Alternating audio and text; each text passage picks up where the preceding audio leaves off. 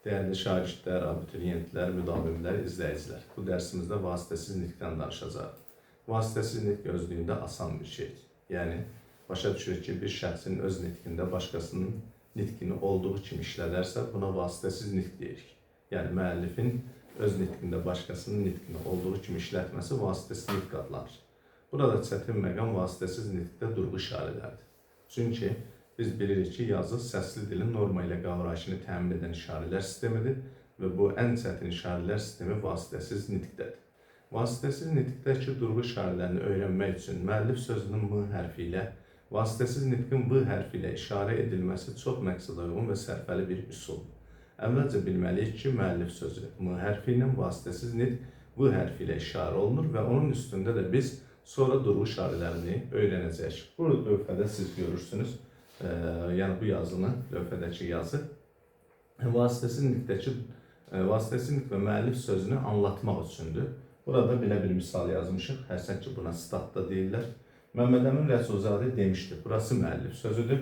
Bir kərə yüksələn bayraq bir daha enməz. Bu da vasitəsiz nitqdir. Bir daha xatırladıram.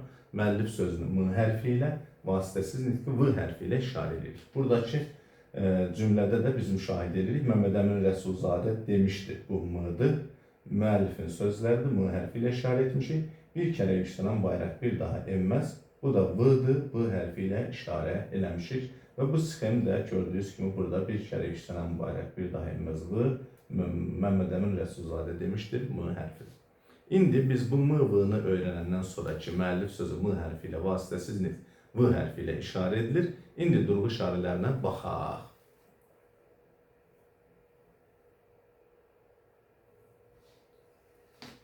Vasitəsiz nitq iki cür yazılır.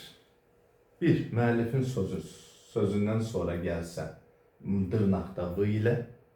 Əgər yeni sətrə düşsək, abzasa düşsək, təzə sətrə düşsək, tire ilə V ilə. Müəllif sözü başda gələrsə, əvvəldə gələrsə, özündən sonra qoşa nöqtə. Əgər ortada gələrsə, müəllif sözünün hər iki tərəfindən vergül tire və ən çətin məqam biri, müəllif sözü ortada gələrsə, özündən qabaq vergül tire sonra nöqtə qoyulan variant da var. Çünki vasitəsiz nitq iki cümlədən ibarətdirsə və müəllif sözü o iki cümlənin ortasında gəlibdirsə, onda müəllif sözündən əvvəl vergül tire, sonra müəllif sözü nöqtə, sonra yeni cümlənin başında yenə tire. Yox, əgər müəllif sözü vasitəsiz nitqdən sonra gələrsə, müəllif sözündən əvvəl vergül tire qoyular. Müəllif sözü sonra nöqtə. Bu məqamda bir şey də deyim ki, əgər cümlə nida cümləsidirsə, sual cümləsidirsə, onda müəllif sözündən əvvəldə vergül yox, sual və yaxud nida işarəsi qoyulur. İndi müxtəlif sxemlərə baxaq. Biz bayaq öyrəndiyimiz nümunə əsasında baxaq. Biz bilirik ki, Məmməd Əmin Rəsulzadə demişdir, müəllif sözüdür. Bir kərə yüksələn bayraq bir daha enməz, o da vasitəsiz nitqdir. Bu gördüyünüz nümunədə hər birində vasitəsiz nitq müəllif sözünün arxası ilə verilən nümunədir. Bu halda vasitəsiz nitq dırnaqda verilir. Və biz bax, müəllif sözü başda gəldiyi üçün müəllif sözü qoşa nöqtə, vasitəsiz nitq müəllif sözündən sonra gəldiyi üçün dırnaqda. Nümunəyə baxırıq. Rəsulzadə demişdir. Biz zaten bunu əvvəldən bilirik ki, bu müəllif sözüdür. Qoşa nöqtə bir kərə yüksələn bayraq bir daha enməz. Vasitəsiz nitq olduğuna görə o da dırnaqda. Demək, biz buradakı durğu işarələrini köçürürük bu vasitəsiz nitqli cümlənin üzərinə. Və bu başqa bir variantda mümkündür. Belə ola bilər ki, vasitəsiz nitq əvvəl gəlsin. Yəni, vasitəsiz nitq dırnaqda, müəllif sözü vasitəsiz nitqdən sonra gəldiyi üçün vergül tire. Və eyni şeyi biz bunun üzərində köçürmüşük. Bir kərə yüksələn bayraq bir daha enməz dırnaqda, vergül tire demişdir Rəsulzadə. Eyni bu vasitəsiz nitqli cümlənin bu cür forması da var. Biz burada əsas məsələ durğu işarələrini öyrənmək istəyirik. Belə ola bilər ki, müəllif sözü başda, sonra vasitəsiz nitq arxası ilə yenə müəllif sözü. Bəli, bu Rəsulzadə müəllif sözü özündən sonra qoşa nöqtə. Dırnaqda bir kərə yüksələn bayraq bir daha enməz. Bu bir vasitəsiz nitqdir. Sonradan yenə demişdir, müəllif sözü gəldiyinə görə özündən qabaqda nə var? Vergül tire. Sözsüz ki, müəllif sözündən sonra da nöqtə var. Deməli, bu durğu işarələri biz bura köçürməklə vasitəsiz nitqdə durğu işarələrinin necə qoyulmasını öyrənirik.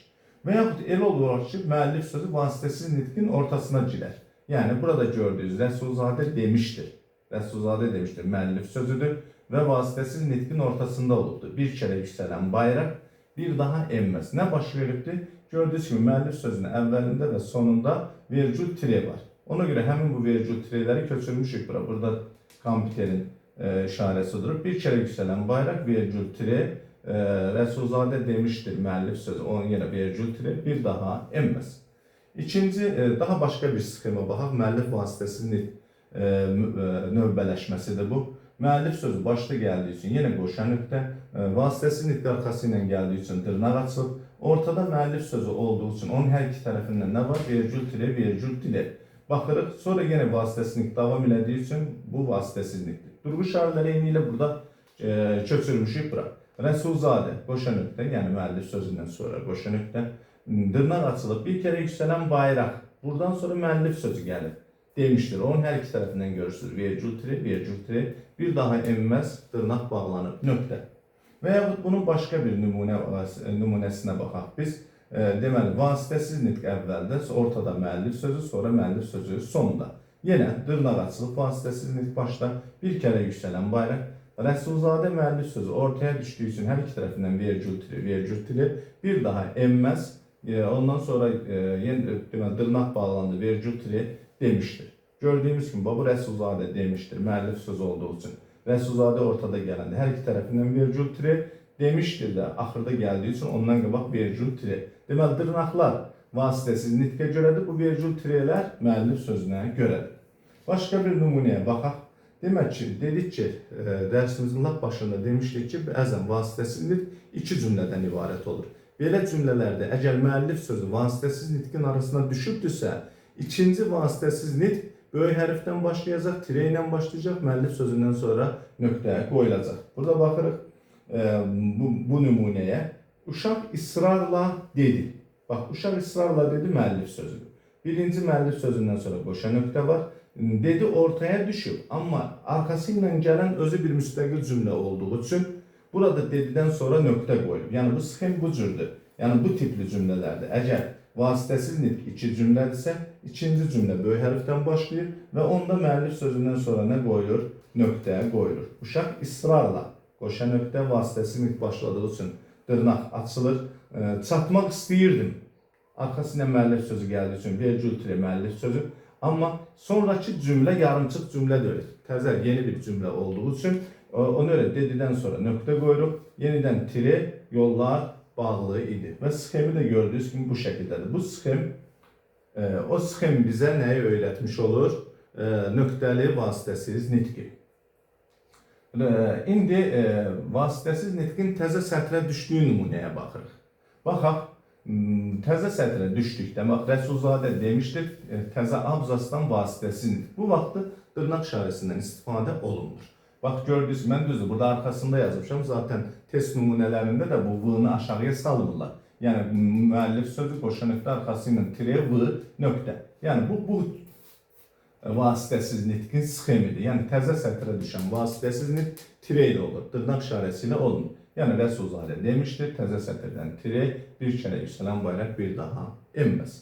Bütün bu nümunələr gözünün qabağındadır. Bir daha xüsusi bir danışmaq istəmirəm. Amma bu sxema baxmanızı istəyirəm. Burada nə baş veribdir? Yenə vasitəsiz nitq iki cümlədən ibarətdir. Əgər vasitəsiz nitq iki cümlədən ibarətdirsə və ortasında müəllif sözü varsa, yoxdursa heç, elə arxasında nöqtə davam edir. Ortasında müəllif sözü varsa, müəllif sözündən sonra nöqtə qoyulur. İkinci cümlədən qabaq tire işarəsi qoyulur. Və indi baxaq, bu cümləmizdə vasitəsiz nitqin birinci cümləsi də, ikinci cümləsi də nida cümləsidir. Bu vaxtda burada vergül işarəsi yox, nida işarəsi var. Fikir verirsiniz. Burada bu qoşa nöqtə tire o demək ki, müəllif vasitəsiz nitq təzə sətrə düşüb. Çapar özünü çatdırıb həyəcanla. Bu həyəcanla sözünə görə biz bilirik ki, növbəti cümlə nida cümləsi olacaq. Biz qalib gəldik. Bu vasitəsiz nitqdir. Təzə sətrə düşdüyü üçün tire, cümlə nida cümləsi olduğu üçün nida işarəsi daha burada vergül olmaz. Müəllif sözü gəldiyi üçün arxası ilə o vergül tire əvəzinə nida tire dedi. Müəllif sözü bitib. Müəllif sözü bitib deyəndə ortadadır, amma vergül qoymuruq. Niyə? Çünki arxası ilə başqa bir cümlə gəlir. Başqa bir cümlə gələndə müəllif sözündən sonra nöqtə qoyuruq. Təzə cümlənin əvvəlində, yeni cümlənin əvvəlində yenə tire işarəsi qoyulur. Şahım, Hamısını kübün sularında boğdu. Nida. Daha burada təzədən dırnaq işarəsi olmaz. Çünki təzə sətirdən verilən vasitəsiz nitqlər tire işarəsi ilə başlayır və nidadan istifadə olunmur. Və bu sxemi də görürsünüz siz. Sonra da ekranı saxlayaraq da bu sxemlərə baxaraq durğu işarələrinin nə cür düzüldüyünü öyrənə bilərsiniz. Diqqətinizə görə təşəkkür edirəm. Əgər sizə bir faydam toxunduysa mənə nə mutlu.